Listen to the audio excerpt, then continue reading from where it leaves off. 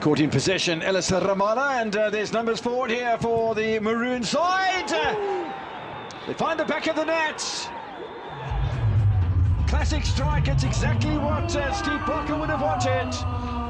Mthetheleli Mthiyane used to play at Milford FC, Porter Stadiums of Butongati FC a couple of seasons ago. Mthiyane scores his first goals in the colours of the Winelands club.